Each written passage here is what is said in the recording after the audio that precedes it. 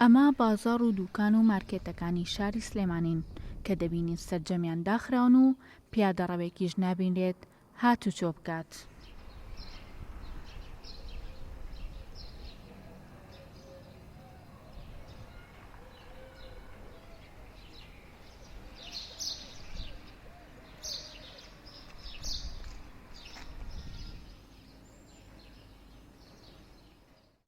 هەمووان پابەندن بە ڕێنماییەکان کە ڕۆژانە دەردەچن لە پێناو پاراستنی تەندروستی خۆیان و خێزانەکانیان.